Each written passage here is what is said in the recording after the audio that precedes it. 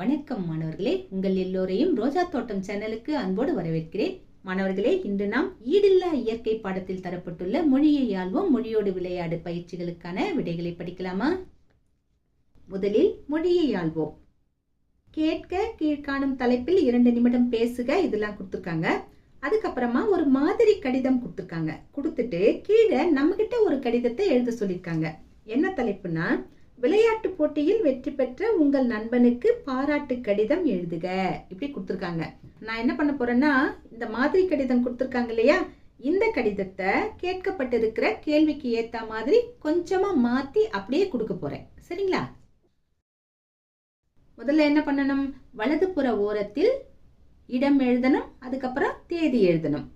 இங்க மாதிரி கடிதத்துல என்ன ஊர் கொடுத்துருக்காங்களோ அதே ஊரின் பெயரை தான் நான் எழுத போறேன். நீங்க எந்த இடத்துல இருக்கீங்களோ அந்த ஊரின் பெயரை எழுதணும். நீங்க எந்த தேதியில எழுதுறீங்களோ அந்த தேதியை எழுதணும். சரிங்களா? அரியலூர் காற்புள்ளி 10/1/2026 முற்றுப்புள்ளி. இடம் எழுதியாச்சு, தேதி எழுதியாச்சு. அதுக்கப்புறமா கடிதத்தை ஆரம்பிக்கலாமா? விழி எழுதணும். அன்புள்ள தோழா, நானும் என் பெற்றோரும் நலம், அதுபோல் நீயும் உன் பெற்றோரும் நலமா?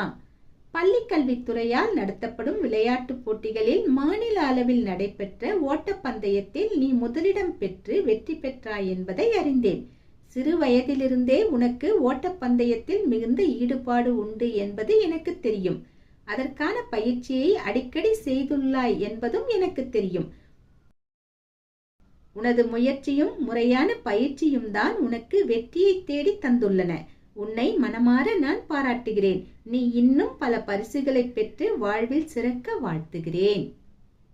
கடிதத்தை முடிச்சிட்டோமா? அதுக்கப்புறமா இப்படிக்கு காற்புள்ளி உன் அன்பு தோழன் காற்புள்ளி.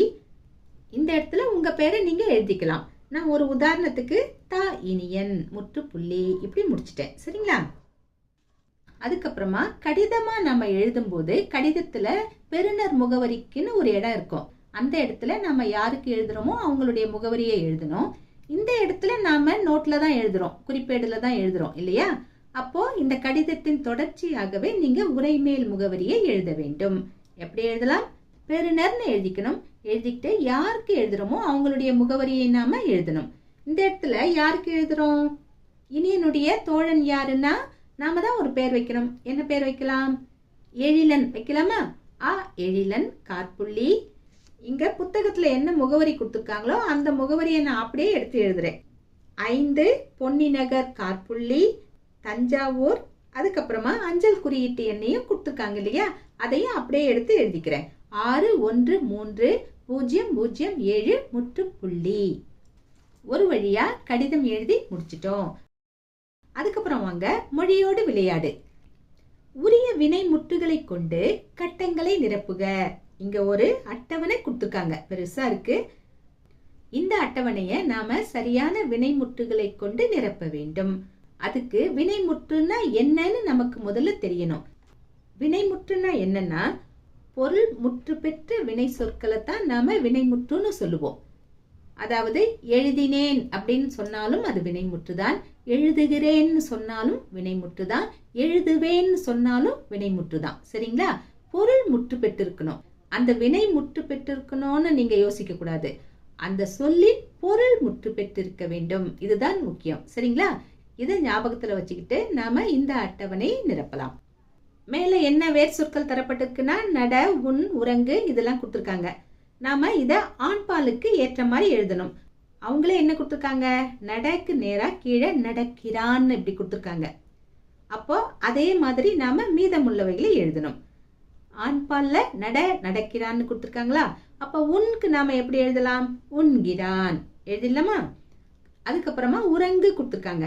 இதை நாம எப்படி எழுதணும்னா, உறங்கு கட்டத்துல பாத்தீங்கன்னா கீழே வந்தீங்கன்னா உறங்கியதுன்னு ஒரு சொல் இருக்கு. அப்படின்னா இந்த கட்டத்தை நாம இறந்த காலத்துல எழுதணும் அப்படின்னு புரிஞ்சுக்கலாம். சரிங்களா? உறங்க இறந்த காலத்துல எழுதணும்னா எப்படி எழுதணும்? உறங்கினான் இல்லையா? உறங்கினான் எழுதிடலாம். அடுத்து வாங்க பெண்பால இதே மாதிரி தான் எழுதணும்.